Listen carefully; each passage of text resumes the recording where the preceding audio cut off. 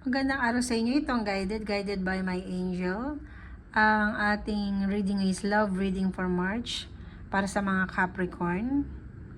3 card spread tayo kung saan I love you yung meaning ng bawat card, which is I, ikaw. Love is yung partner, and you is yung between you and your partner, yung love, and then yung you naman is yung partner mo.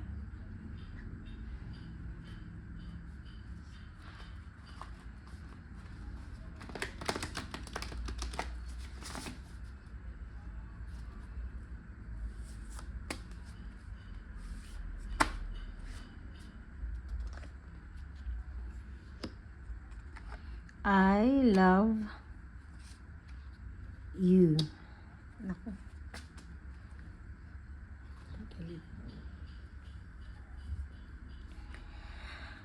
So, mga Capricorn,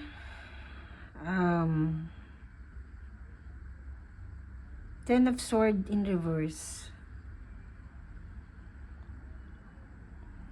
So, nakita ko ngayon, Capricorn is,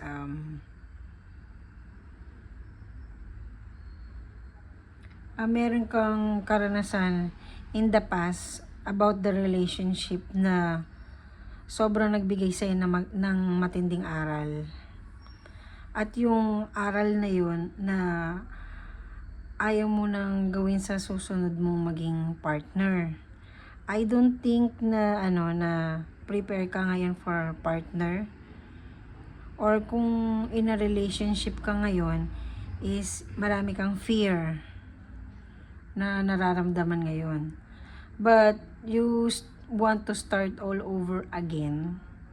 So, parang square one ka again with your relationship mo ngayon, at ginagamit mo yung mga napagdaanan mo dati para para mas maging maganda yung relasyon mo at the moment.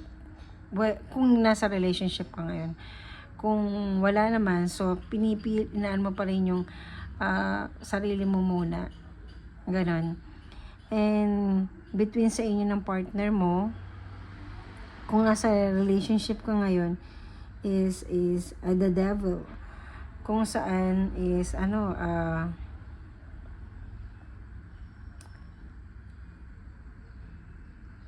struggle to kayo, dalawa ngayon. Siguro dahil kahit siya mismo, in the past meron siyang na relationship talaga na naging nasaktan siya.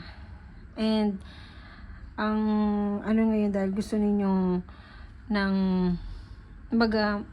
pilitin yung relasyon ninyo, dalawa ngayon.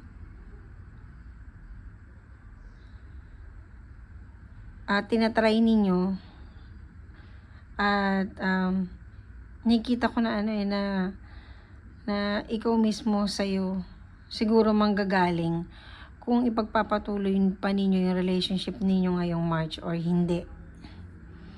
And then siya naman, ipinipilit naman din niyang intindihin ka ngayong buwan na to.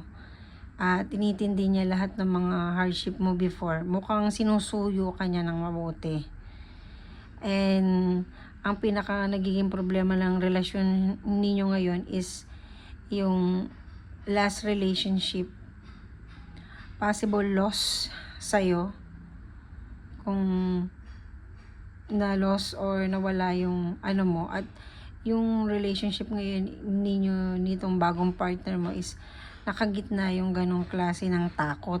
So, may takot ka May takot ka. Although siya naman, ang takot lang naman niya is mawala ka. Kasi pinipilit naman din niya na suyuin ka at gawin yung mga bagay na magpapasaya sa'yo. And open arm naman niya yung ibibigay sa'yo. Kaya lang ikaw, marami ka pa ring takot na sinasabi. Ang hirap medyo mabigat kung nasa relationship ka ngayon, nandun ka sa situation na gano'n ng yung relasyon. And pag madami kang takot ng gano'n, di ba, medyo hindi maganda yung everyday living, para kang may sakit. And kung wala ka namang partner or single ka ngayon, so yun lang yung pinakatakot mo. Although mayroong mga naliligaw sa'yo kung babae ka, and then kung lalaki ka naman, mayroong mga nagpapa, na sa'yo, nagbibigay na ng motive, na interesado sila sa'yo, but ikaw, hindi ka muna interesado into relationship talaga. Although, gusto mong i-try, kaya lang yung takot mo na yun yung nagbibigay sa'yo ng dahilan kung bakit hindi ka pa nasa relasyon ngayong buwan na to. Hindi natin masabi sa mga susunod na buwan, siguro baka mag-change of heart ka. At kung ngayon naman na nasa relationship ka na, siguro ang pinakamagandang gawin mo na lang siguro is hindi ko naman sabihin na pwedeng kalimutan mo yung past relationship mo at nagbigay ng heartache sa'yo na. Siguro makita mo lang siguro yung ganda ng relasyon kung maging maayos. Halimbawa, kung yung partner mo, tignan mo yung mga qualities niya na magaganda na pwede mong ipagpasalamat. At kung wala naman yun dun sa past relationship mo, di ba dapat magpasalamat ka? But medyo mabigat kasi yung nararamdaman ko ngayon na relasyon mo at nagpapahirap nga sa'yo. Nagpapahirap din yan sa partner mo. So, ayaw kanya nakikita nahihirapan, hindi niya na alam ang gagawin niya. So, ano ba yung love spell na pwede para ma-break na yung na yun, yung hirap na yun? So, ang spell nito is, pwede mong gawin o hindi gawin. It's okay. Ako naniniwala ka sa ganun, gawin mo. Kung hindi naman, siguro, prayers lang masasabi ko sa'yo. Prayers, only prayers.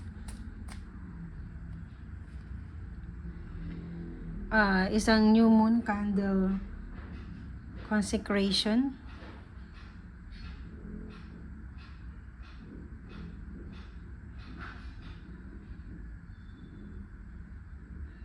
So, kapag nag-new moon na, gumawa ka ng isang chant.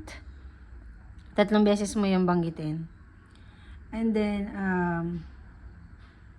parang gumawa ka ng isang ritual whatsoever na babanggitin mo kung ano yung relasyon na gusto mo ngayon sa partner mo o yung gusto mo maging partner mo in the future. Ganon. So, yung chant na yun is dapat yung new moon. New moon, hindi yung full moon as in new moon. Magkaiba kasi yun kapag new moon. Tulad ngayon, first week to ng March. So, ang new moon yan, for sure. So, kapag nakita mo sa calendar, ang new moon, tignan mo doon yung date. And then, kapag kahit sa anong sitwasyon ka, saan ka naroon, nakita mo yung munang ganun, mag-chant mo lang yan. Kahit sa isip mo lang o sa puso mo yan. I-chant mo lang yun. Kung pwedeng isulat mo siya at basahin mo siya ng mataimtim. Kung ano ba yung relasyon na gusto mong mangyari. Or kung ano ba yung relasyon na gusto mo sa inyo ngayon ng partner mo para mawala na yung mga blockings na yun na takot mo sa relasyon talaga. So, yun lang. So, kung sabi ko hindi ka niwala sa ganun ritual, prayer, dasal naman lagi, diba? Dahil dasal lang naman talagang pwede nating maging sandigan sa lahat ng bagay. So, sa ngayon, yun lang ang aking love reading para sa'yo ngayon, Scorpio. Maraming salamat and God bless.